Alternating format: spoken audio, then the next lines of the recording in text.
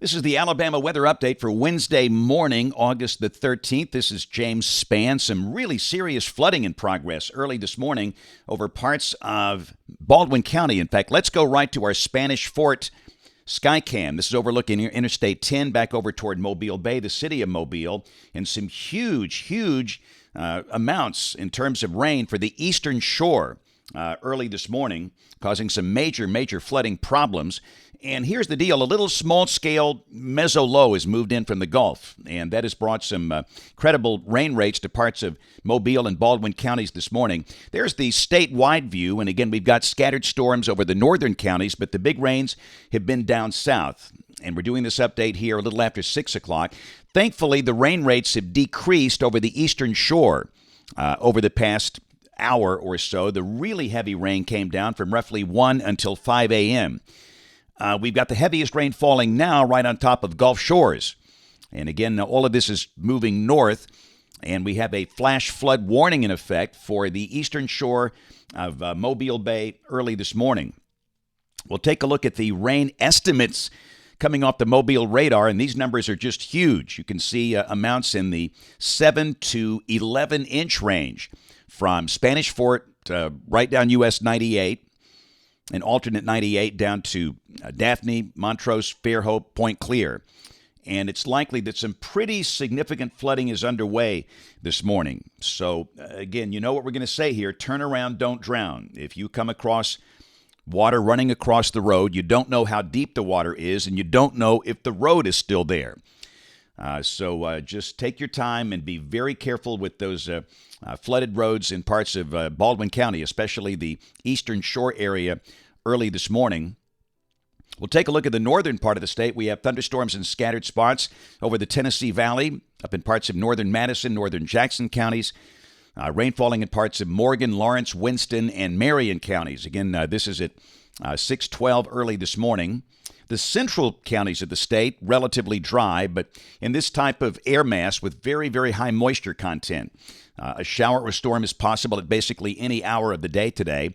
We're currently in the 70s. We're expecting highs in the 80s today because of clouds and showers. However, showers will be thinning out tomorrow, Friday, and over the weekend with low 90s back in here, maybe mid-90s in spots by the weekend.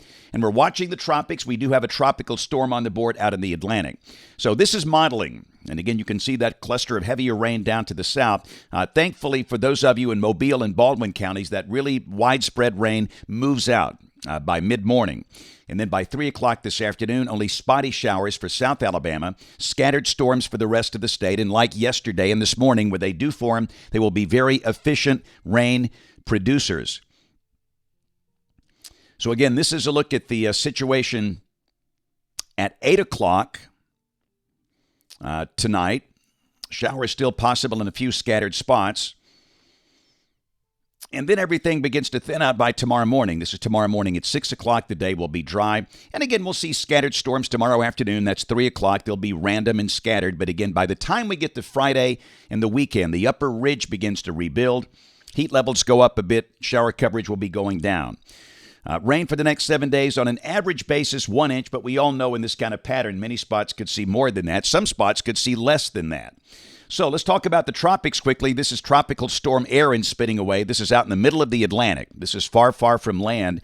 And the forecast thinking has not changed. The top winds are 45 miles an hour. No strengthening over the past 24 hours. There's a lot of dry air around the system now. It's moving to the west at 20. And the system will be passing north of the Leeward Islands, north of Puerto Rico, late this weekend over the weekend. And it begins to bend to the north. And again, you can see from the Hurricane Center, the top winds expected to be 115 miles per hour by the weekend. That is a major Category 3 hurricane. But again, all of the computer models turn this thing out to sea, keeping it off the east coast of the United States and out into the open Atlantic. The only land area really of concern would be Bermuda. It could be close to that island. But you can see this is the European global model, by the way, and all the members of the ensemble, that's 51 members, they recurve this east of the Bahamas, well east of the United States. And pretty much for sure we can say with confidence this will not be a Gulf storm. which is certainly a good thing. So here we go. Let's take a look at our 7-day.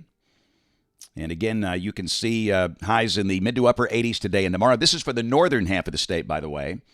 Then back in the low 90s by the weekend. And you can see by Friday, Saturday, Sunday, the chance of any one spot getting a shower, only about 1 in 5. And for the southern half of the state, pretty much the same story. 87 today with a number of showers and storms around. The better chance of rain for the coast is this morning. And then showers become scattered. You have the chance of a shower every day in the summer, but you'll see a pretty decent amount of sunshine for the weekend. And again, South Alabama low in mid-90s by the weekend and early next week. That's the Alabama forecast update this morning on the Alabama Weather Network.